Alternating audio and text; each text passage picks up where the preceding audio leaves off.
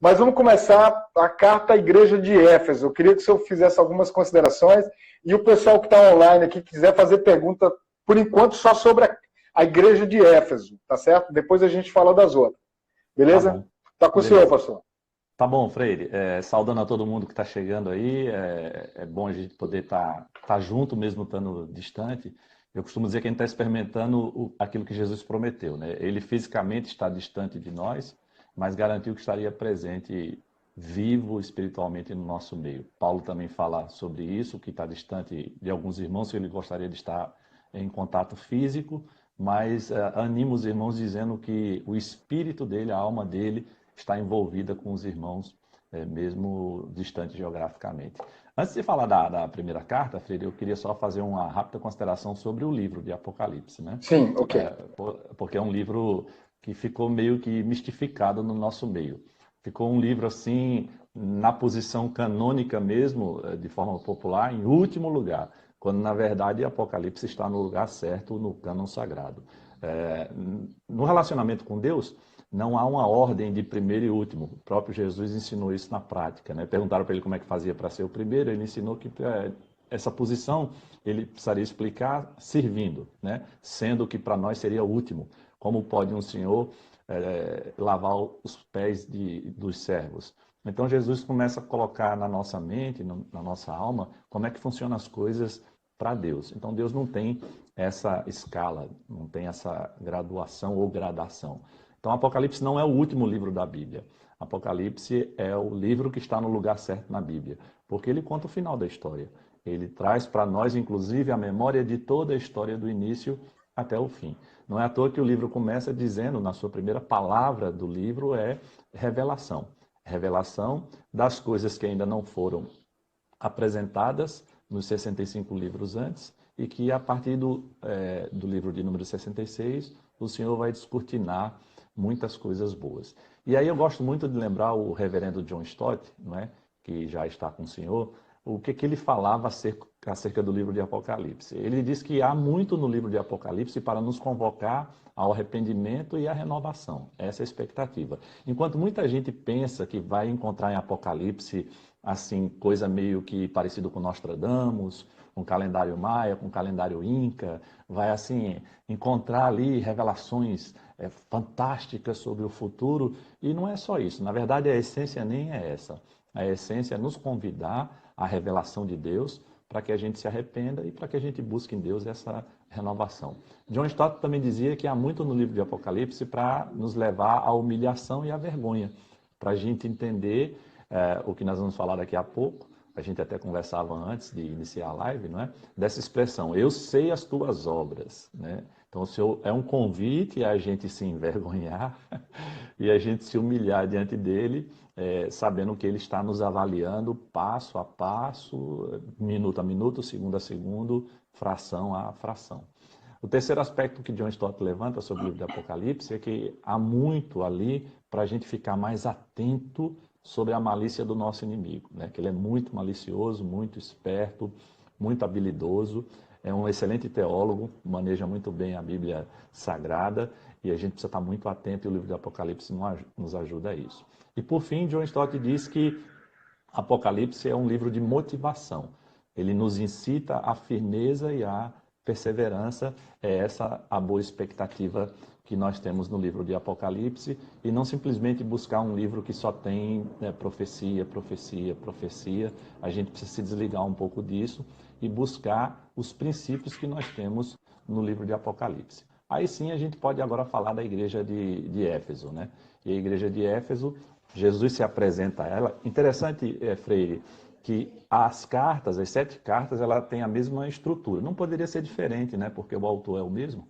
Então, a carta, a gente divide ela em 5 segmentos, em 5 sessões, a gente pode chamar assim. A primeira sessão é Jesus sempre se apresentando. Então, ele se apresenta como um Cristo personalizado, particularizado para cada igreja. Aí a gente já tem uma grande lição para nós hoje, para aplicar hoje, que eu insisto, e você sabe disso, eu insisto no aspecto de que a Bíblia não é um livro histórico das pessoas que se apresentam ali, dos personagens que são relacionados ali. Não. A Bíblia é a nossa história a partir dos personagens que a Bíblia conta da história deles. Então, enquanto eu não me inserir, enquanto você não se inserir na história, a Bíblia não faz sentido para a gente. Ela não passa de um livro de história dos outros. A história de Adão, a história de Eva, a história de Moisés, a história de Abraão, Isaac, Jacó. Isso é muito bacana. A gente é até muito bom de pregar sobre história, né? Por exemplo, um clássico no nosso meio é falar sobre Mefibosete, Lodebar e a mesa do rei. Isso é muito bonito. Agora, eu preciso ver em que momento da minha vida eu sou Mefibosete, em que momento da minha vida eu estou vivendo em Lodebar, e em que momento da minha vida o rei me convida para a mesa dele. Então, é importante que a gente mergulhe na história, porque é a nossa história. E aí, essas 7 cartas já ensinam para nós hoje uma coisa que a gente já deveria ter aprendido faz tempo, né? Que não há exclusividade em denominação nenhuma. Não há exclusividade em igreja nenhuma. E há, sim, uma situação para a gente se envergonhar quando uma se acha melhor que a outra. Quando um acha que tem uma estrutura litúrgica melhor que a outra, quando um acha que tem uma estrutura organizacional melhor que a outra, quando um acha que se comunica a nível de marketing, de capacidade de comunicação melhor que a outra, e isso é porque nunca leram as 7 cartas do Apocalipse, porque ali nós vamos ver Jesus respeitando a individualidade de cada uma, respeitando os talentos, dons de cada uma e respeitando os recursos, porque tudo isso, num bolo só, foi ele que deu para cada uma. Tem tudo a ver com a parábola dos talentos, né? A Éfeso, ele deu um determinado número de talentos, a Sardes, ele deu outro. A cada uma daquelas 7 igrejas, Jesus entrega a porção adequada para cada uma daquelas igrejas, é o que a gente precisa aplicar hoje. Então, o que tem na Assembleia de Deus é a porção que o Senhor entregou à Assembleia de Deus. O que tem na Igreja Batista é a porção que o Senhor entregou na Igreja Batista. O que tem na Presbiteriana é o que o Senhor entregou para a Presbiteriana. O que tem na Videira e por aí vai. Então a gente precisa aprender, porque não é uma avaliação. Você não encontra Jesus avaliando em cada uma das cartas quem é melhor que a outra, ou quem deve copiar a outra. Ele nem fala da outra para o outro. Ele fala dele É interessante mesmo. isso, né? A mensagem é individualizada, né? Individualizada. O que eu digo, ela é personificada mesmo, ela é particularizada. Então, voltando àquela questão da estrutura, né?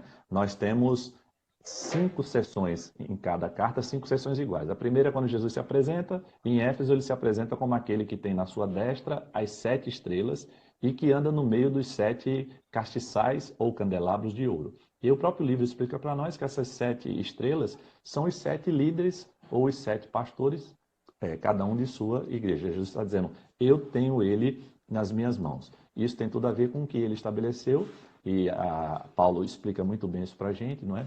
Dizendo que ele dá pastores às igrejas, e ele vai dar conforme o que ele quer com cada igreja. Quando ele diz que anda no meio dos 7 castiçais, ele fala que castiçal é a própria igreja, lembrando do candelabro, lembrando de luz da terra, né? Luz do mundo, vós sois a luz do mundo. Então o Senhor está dizendo que todas essas 7 igrejas, mesmo diferentes, elas são a igreja onde ele colocou a luz dele para brilhar sobre o mundo. E ele diz que passeia no meio de todas essas igrejas. Eu tenho chamado muita atenção dos nossos irmãos que eu tenho liberdade de mudar de igreja toda semana. E essa liberdade é dada a mim no sentido de eu buscar um ambiente que eu me sinta bem e que possa ser útil. O que eu não posso jamais, não tenho o menor direito, é de chegar no outro ambiente onde as características daquele ambiente, pessoas, estrutura, organização, me atenderam. Eu não posso agora ficar olhando para trás dizendo lá atrás não tinha isso. Não. Lá atrás não tinha algo que lhe preenchia e que lhe atendia, que você encontrou agora. Porque quem ficou lá para trás, ficou sendo atendido, sendo feliz, sendo útil. Então, são as grandes lições que nós temos que tirar desse livro, que tem mais de 2000 anos de escrito, e tirar em cada uma dessas igrejas. A segunda sessão de cada carta é a sessão do elogio. E aí o Senhor também nos ensina uma coisa muito importante, né? Que na cultura brasileira, a gente vem vivendo isso da década de 80 para cá, onde as corporações passaram a ter mais cuidado em chamar seus trabalhadores de colaboradores, de convidá-los para participar da gestão, elogiá-los, né?